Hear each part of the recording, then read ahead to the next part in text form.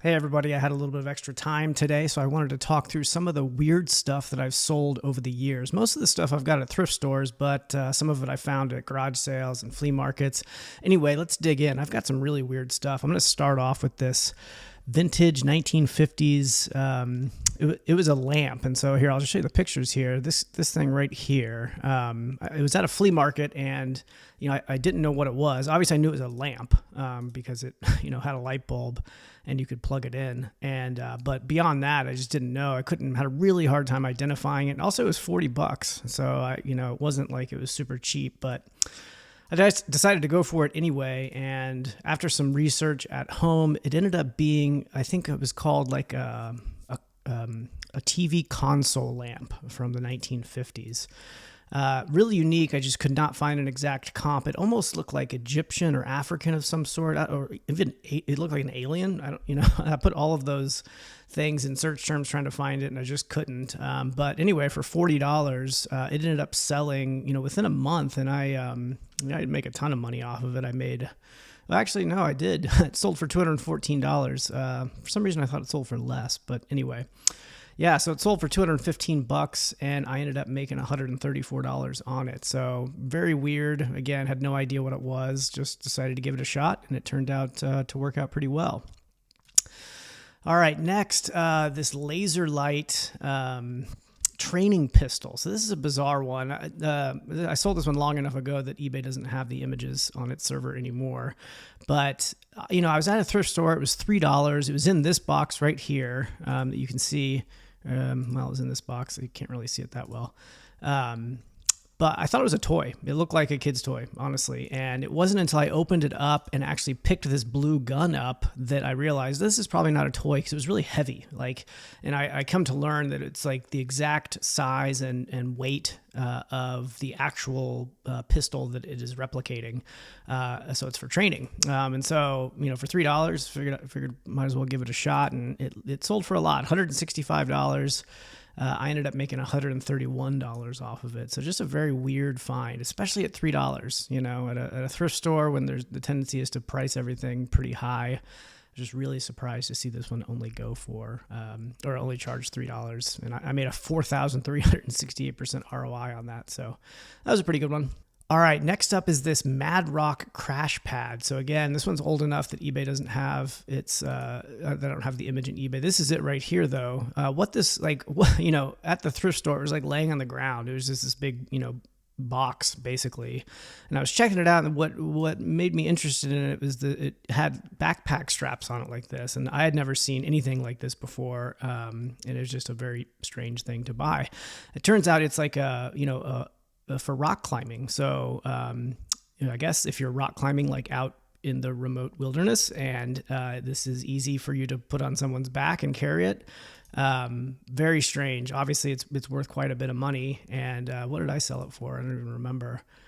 Looks like I sold it for $200, and you would think, like, again, this thing's huge, and so you would think maybe shipping was going to be an issue. But what I ended up doing was just wrapping it entirely in plastic trash bags and then taping it up and just slapping the label on that, because it's basically a giant foam box. You have no worries about it being damaged in the shipping process. So shipping really was not a big deal at all. And I ended up making, looks like right at $100 on the net return. You'll see I have a refund here. The reason it was refunded, I remember, is that I sent out an offer, and for some reason the buyer could not accept the offer. So we let it expire, and they bought it at full price, and I refunded them the difference. So that's what that refund is. Let's see. Let's take a look here. Oh, right. This Jord wooden watch. So check this out. It's this company that makes these wooden watches like this. And I actually got this at the Goodwill bins. And so that's where it's like the overflow from all the different Goodwills where you just go and put gloves on and dig through piles of mostly junk. But this was in a wooden watch case, and I opened it up. It was brand new, and I'd never heard of it before. I didn't even know that wooden watches existed up to this point. You can see they got some really cool ones, and they range from like $100 to $200. I can't remember exactly which one I had. I think it looked like this one. It was like a dark wooden one. Either way, what did I sell it for? I sold it for $109 and made $84 on it. And so just a weird thing. Didn't even know that wooden watches exist. And in fact, I live in St. Louis. I think this is a St. Louis company. I remember looking that up. Wonder if it says down here. Maybe. I don't know. What else do we have? Okay, so this is a vintage Crayola crayons advertising clock. So this is a weird one. It's not super vintage. It's not super old. It's from the 90s. This is the only other one I could find on Mercari currently. Mine was not brand new in the box, but it looked exactly like this, and it worked great. And I remember there was one other sold comp for like $100, and I had it listed for a while. And I sold it. Yeah, I sold it for $75 plus $10 in shipping, and I made a net of $66.42. This one's just weird because I was so surprised at the value of it. Who would have thought that an old, plastic clock would be worth so much money? I still don't really understand why someone would pay this much money for it. A teacher, maybe, but it's not like teachers have a bunch of disposable income to be buying random things for their classroom. So I guess maybe there's Crayola collectors out there that are looking for different stuff and happened upon this, but just another really weird one. Don't expect to buy a plastic clock and sell it for $85. So that was a fun one. Okay, so another one from the Goodwill bins. You might have heard of this board game called Dark Tower. And so this, I'll show you here.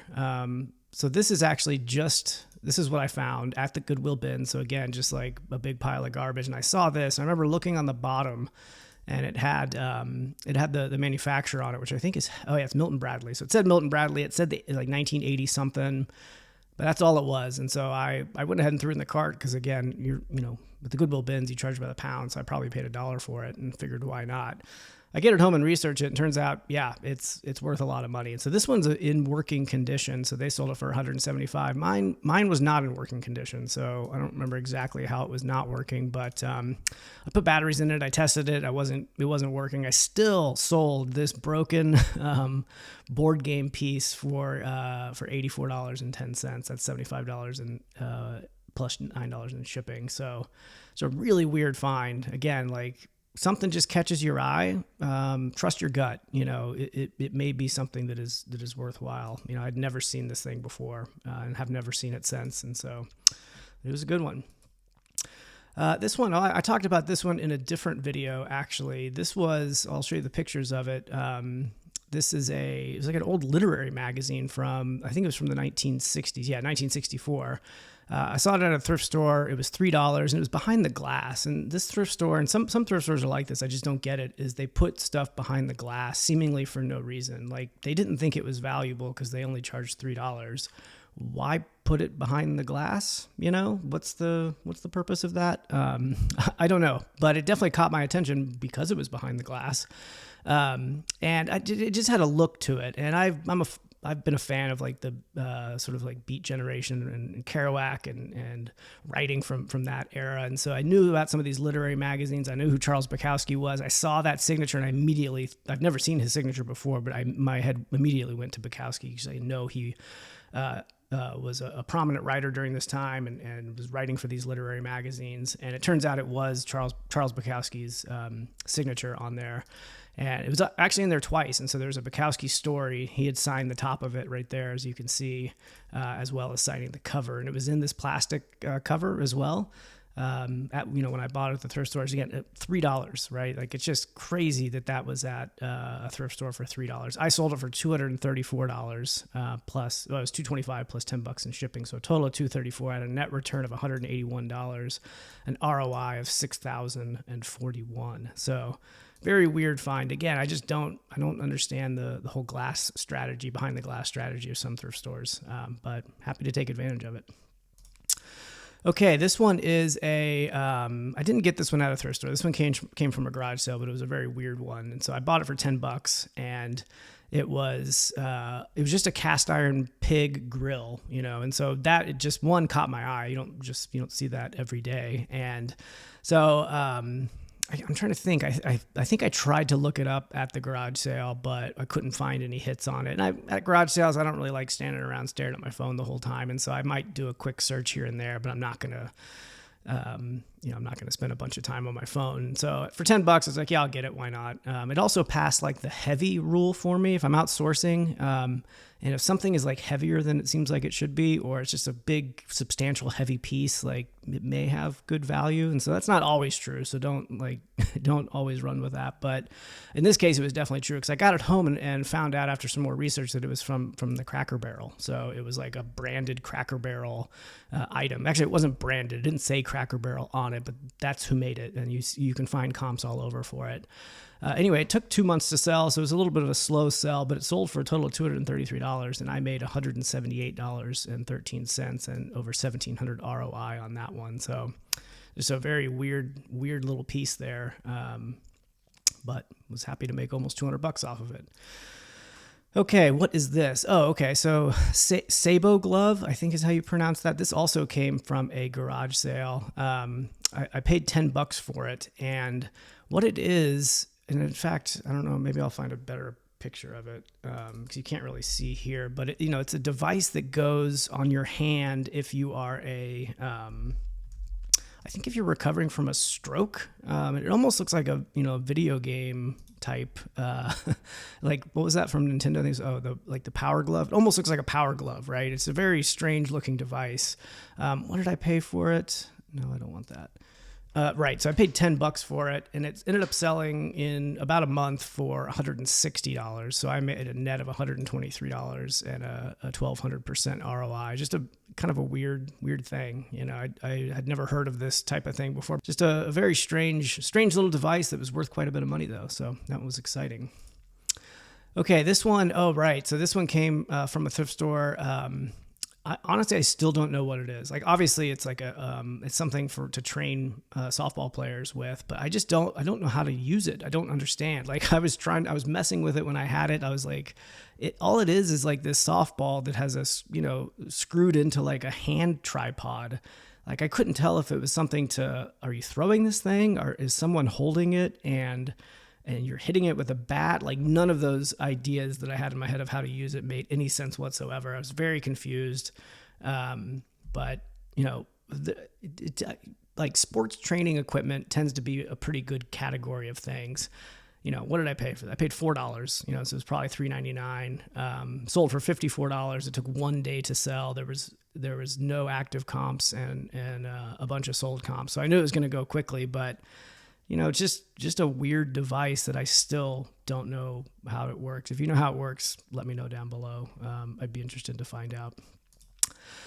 This one, what is this? The Woblong Double Flyer. I got this one at the Goodwill bins as well. It was like, it was like a Frisbee. And I feel like in the 90s, there was like this trend of like, Frisbee alternatives.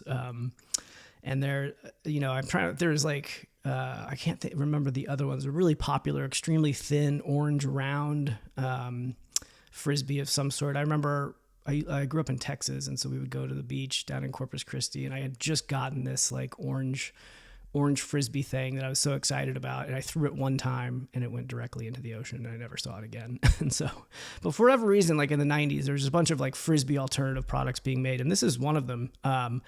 It was just like 2 pieces of plastic, and I had no idea, again, what it was. It said Woblong on it, and I thought it was some sort of Frisbee alternative. The comps were very low on it. Actually, I think I found a video for it. Let me see this. Yeah, here we go. Check this out. It's a pretty good video here.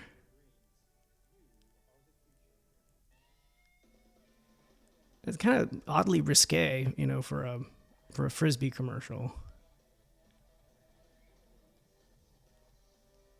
Anyway, so that's the Woblong. Never heard of this thing. There was no comps on it, but it did sell. It took 3 months to sell for $24.99 free shipping.